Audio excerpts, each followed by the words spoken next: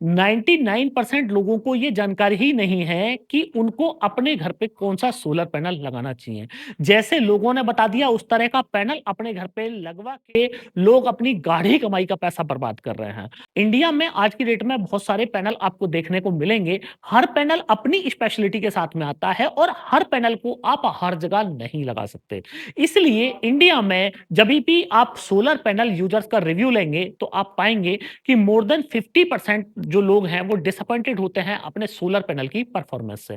तो अगर आप एक ऐसा सॉल्यूशन चाहते हैं कि आपका सोलर पैनल 100% आपके लिए वैल्यू ऑफ मनी हो, 100% आपके लिए काम करे, तो ये वीडियो आपके लिए होने वाला है। इस वीडियो में मैं आपको बताने वाला हूं कि अगर आपको अपने घर के लिए, बिल्डिंग के लिए, ऑफिस के लिए, फैक्ट्री के लिए सोलर पैनल लेना है, तो कौन सा सोलर पैनल आपके लिए परफेक्ट पैनल होने वाला है, कौन सा पैनल इंडिया में आज की डेट में सबसे बेस्ट रहने वाला है, किस पैनल को लगवा के आप अपना आरओआई कम से कम टाइम में निकाल सकते हैं और किस पैनल से आप मैक्सिमम परफॉर्मेंस ले सकते हैं। तो फ्रेंड्स, मैं हूं दीपक चौधरी और आप लोगों से रिक्वेस्ट, आप लोगों को मेरा ये वीडियो पसंद आए तो इस वीडियो को ज्यादा से ज्यादा लोगों तक आप शेयर करें ताकि इस जानकारी का लाभ ज्यादा से ज्यादा लोग ले पाए।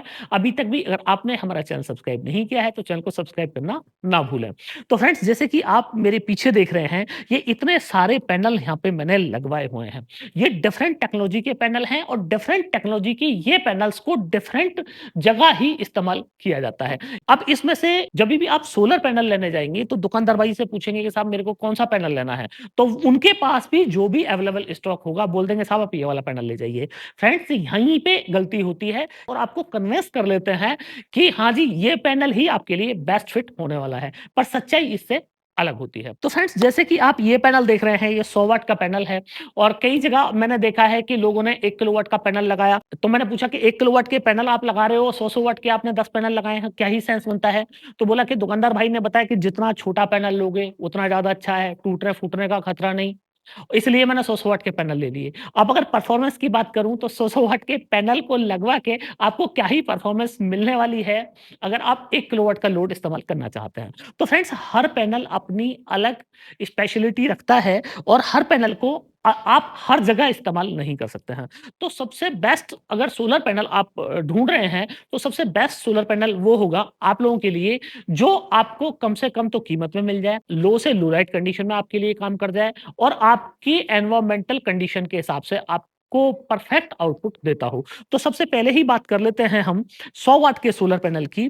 तो ये जो 100 वाट का सोलर पैनल जैसे कि आप देख रहे हैं, मार्केट में करीब आपको 30 से 35 रुपए वाट में 100 वाट का सोलर पैनल मिल जाता है। अब ये 100 वाट का सोलर पैनल उन लोगों के लिए परफेक्ट पैनल है, जिन लोगों को अपने ज़्यादा से ज़्यादा एक पंखा चलाना है, डायरेक्ट एक पंखा चलाना है, एक छोटी वाली बैटरी वो अपने पास में रखते हैं और एक उनको शाम के टाइम पे लाइट जलानी है। बेस्ट पैनल है, 100 वाट का पैनल आप ले सकते हैं। पर यहीं पे अगर आपको ऐसा करना है कि साहब मेरे को पंखे के की जगह कूलर चलाना है, तो फिर आप 150 वाट का पैनल ले सकते हैं। आप 150 वाट का ये पैनल देख रहे हैं और आगे वीडियो में मैं डिटेल में आपको बताऊँगा कि किस पैनल का क्या एडवांटेज और क्या डिसएडवांटेज है। तो 150 वाट का पैनल आप वहाँ पे इस्तेमाल कर सकते हैं। सपोज़ आपको अपनी 100 एएच की बैटरी है, उस बैटरी को चार्ज करना है, नाइट में उस बैटरी से बैकअप लेना है, तो फिर आप 150 वाट का पैनल या 200 वाट का पैनल आप ले सकते हैं। अगर आप लोगों के यूज़ ज़्यादा हैं, तो फिर आपको 3 टेक्नोलॉजी आज की डेट में देखने को मिलने वाली हैं, जिसके अंदर जो सबसे पहली टेक्नोलॉजी है और जो सबसे ज़्यादा इंडिया में अभी पॉपुलर पैनल आपको देखने को मिलता है, वो पैनल है ये जो आप पैनल देख रहे हैं। तो ये जो पैनल है, ये है मोनोपर्क टेक्नोलॉजी का। इंडिया में अगर हम लोग बात करें, तो इंडिया में मोस्ट ऑफ द कंपनीज़ इस वाले सोलर पैनल को आज की डेट में बनाती हैं। अब फ्रेंड्स, मैं आपको एक चीज़ यहाँ पे बताना चाहूँगा, जब आप दुकानदार भाई के पास पहुँचेंगे और दुकानदार भाई से आप बोलेंगे कि मेरे को सोलर पैनल लेना है और मेरे को बायफेशियल लेना है, तो दुकानदार भाई अक्सर क्या आपसे बोलते हैं कि साहब बायफेशियल का कोई फायदा नहीं है, एक साइड काम करता है, कंपनियां बेवकूफ बनाती हैं, दूसरी साइड से काम नहीं करता है। पर जैसे ही आपने उनको ये बोला कि साहब मेरे को अपनी जो छत है उस छत पे मेरे को जीरो स्ट्रक्चर पर पैनल लगवाना है, तो फिर क्या बोलेंगे कि साहब बायफेशियल पैनल आप मत लीजिए, क्योंकि जब आप जीरो स्ट्रक्चर पर पैनल लगवाएंगे तो वहां पे क्या बायफेशियल जो उसकी प्रॉपर्टीज हैं वो उसका काम नहीं करेंगी। तो मतलब यहीं पे, और ये जो मैंने आपको एग्जांपल अभी बताया, ये एग्जांपल मैंने लाइव अपनी आँखों से देखा है और इसीलिए मैंने आप लोगों को शेयर कर रहा हूँ। मतलब एक तरफ वो कह रहे हैं कि साहब बायफेशियल पैनल दोनों तरफ से काम नहीं करता। जैसे ही आपने बोला कि जीरो स्ट्रक्चर पे लगवाना है, फिर बोले बायफेशियल इसलिए मत लीजिएगा कि जीरो स्ट्रक्चर पे आपका बायफेशियल पैनल का जो पीछे वाला साइड है वो काम नहीं करता है। तो फ्रेंड्स आप सोच के देखिएगा कि मतलब किस तरीके से कन्विंस एक आम कस्टमर को किया जाता है। तो मैं आपको बोलूँगा कि ये वीडियो आप पूरा देखिएगा, कहीं से स्किप मत कीजिएगा और इस वीडियो को सभी उन लोगों तक भी आप ज़रूर शेयर करें जो कि अपने घर पे नया सोलर पैनल लगवाना चाहते हैं। तो फ्रेंड्स सबसे पहले मैं आपको बताऊँ कि बायफेशियल और मोनोफेशियल क्या चीज़ें हैं।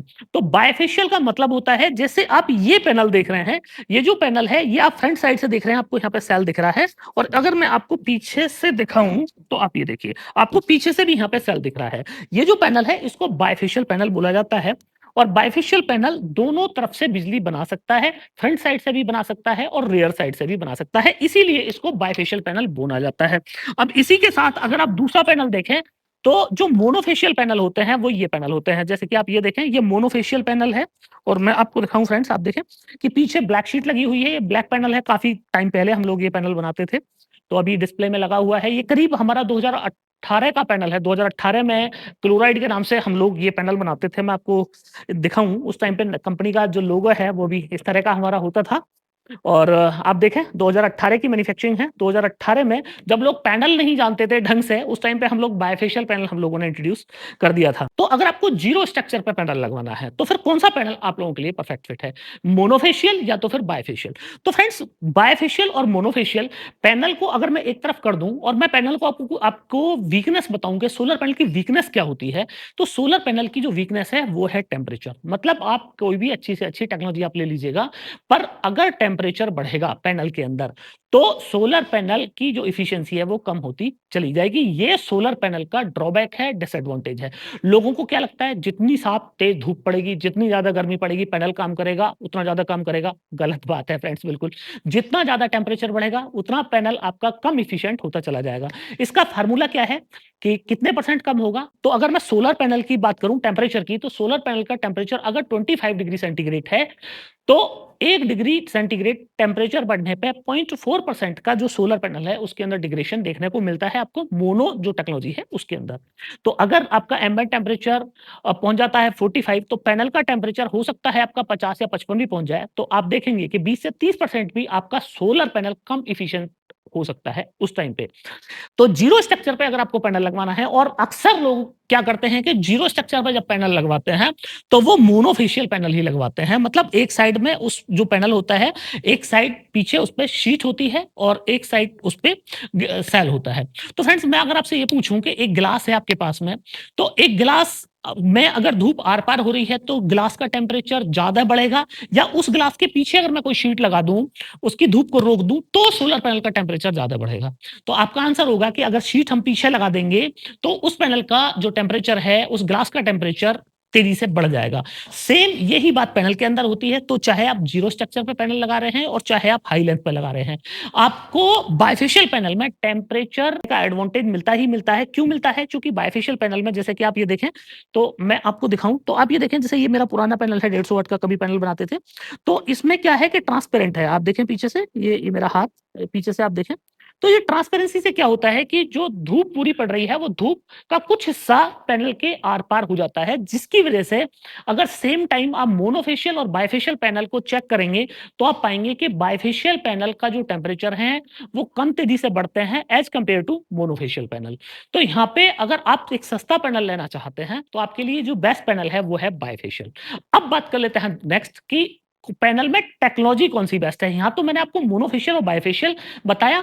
अब इसमें मोनोफेशियल की बात करें चाहे बायफेशियल की बात करें, दोनों में ही अब टेक्नोलॉजी की बात हो जाती है कि कौन सी टेक्नोलॉजी आपके लिए बेस्ट होती है। तो जैसे मैंने ये वाली आपको टेक्नोलॉजी दिखाई, ये 10 बार में आपको मोनोपर्क में M10 टेक्नोलॉजी मिल जाएगी। एन टाइप का ये पैनल है और इस पैनल को आप, ये पैनल उन लोगों के लिए बेस्ट है जिन लोगों के पास में स्पेस का कहीं कोई इशू नहीं है। तो मतलब अगर आपके पास में खूब लंबी चौड़ी छत है तो कोई दिक्कत नहीं है, आपका स्पेस ज्यादा खर्च हो रहा है, कोई दिक्कत नहीं है, जीरो स्ट्रक्चर पे आपको पैनल लगवाना है तो आप ये पैनल लगा सकते हैं। और इस पैनल का जो एडवांटेज है वो तो ये है कि आपको सस्ता मिल जाएगा। डिसएडवांटेज क्या है कि अगर आपके यहाँ पे बंदर हैं, तो फिर ये पैनल आपके मतलब का नहीं है। आपके यहाँ टेम्परेचर बहुत तेज़ी से बढ़ते हैं, तो आपके मतलब का नहीं है। अगर आपके यहाँ पे ओले पड़ते हैं मोटे वाले साइज़ के, तो ये पैनल आपके मतलब का नहीं है। तो बेस्ट पैनल उन लोगों के लिए क्या पैनल होगा, वो फिर मैं आगे बताऊँगा। पर अभी इस पैनल की बात करें, तो अगर आपने ऐसी जगह पे ये पैनल लगा लिया, जहाँ पे बंदरों का आतंक है, तो आप मान लीजिएगा साल 2 साल में आपका पैनल टूट के आपके हाथ में आ जाएगा, आपका नुकसान हुआ। दूसरा, अगर आपके यहाँ पे बहुत तेज़ी से टेम्परेचर बढ़ते हैं, आप ऐसी जगह रहते हैं जहाँ गर्म एरियाज़ हैं, तो उनके लिए ये पैनल अच्छा नहीं है। ये पैनल कहाँ के लिए अच्छा है? जैसे मुंबई है, टेम्परेचर ना बहुत ज़्यादा, ना बहुत कम, बेस्ट पैनल है, मोनो पर का आप लगा सकते हैं, M10 लगा सकते हैं। कम रेट में आपको अच्छा यहाँ पे आउटपुट M10 जो टेक्नोलॉजी है वो आपको दी जाएगी। क्योंकि मोस्टली जो मोनोपर्क बाइफेशियल लोग बना रहे हैं, वो 2.5 एम से 3 एमएम का ग्लास यूज़ करते हैं और वो ग्लास और जो साइज़ होने वाला है, वो करीब 7.5 फुट से करीब 4 फीट के साइज़ होता है। तो इतने बड़े साइज़ के ग्लास को होल्ड करना और बंदर ऊपर से कोई हेवी बंदर अगर आके जंप कर जाए, तो ये पैनल टूट ही टूट जाना है। मोटा ओला पड़ जाए, तो पैनल टूट जाना है।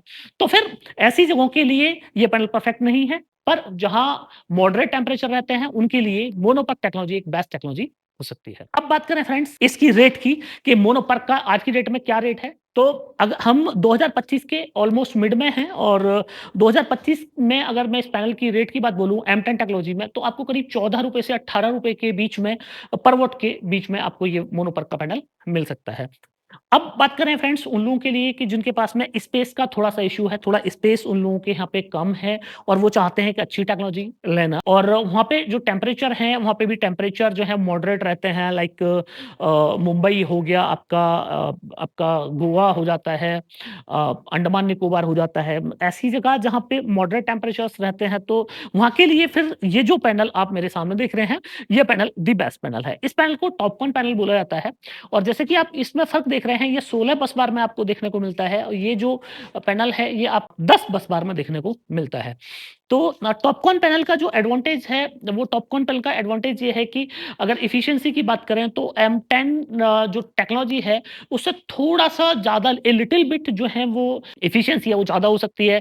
तो अगर मैं M10 की बात करूँ, M10 में आपको 20% से लेके 21% एफिशिएंसी का पैनल मिल जाएगा, तो टॉपकॉन की बात करें तो अप टू 22% तक का एफिशिएंसी का पैनल भी आपको यहाँ देखने को मिल जाएगा। अब एफिशिएंसी क्या होती है? एफिशिएंसी होती है कि 1 बाई 1 मीटर के स्क्वायर एरिया में जितना आपको वॉट मिल रहा है, मतलब माना 1 बाई 1 1 मीटर बाई 1 मीटर में मेरे 200 वॉट मिल रहा है, तो मेरी जो पैनल है उसकी एफिशिएंसी मैं 20% काउंट करूँगा। ये पैनल की एफिशिएंसी होती है, पर अगर सेल की एफिशिएंसी की बात करूँ तो सेल की एफिशिएंसी ज़्यादा हो सकती है। तो एफिशिएंसी के मामले में टॉपकॉन जो पैनल है वो ठीक है। डिसएडवांटेज टॉपकॉन पैनल का ये है कि जहाँ पे बहुत गर्म जगह है, वहाँ पे आप इस पैनल का इस्तेमाल नहीं कर सकते।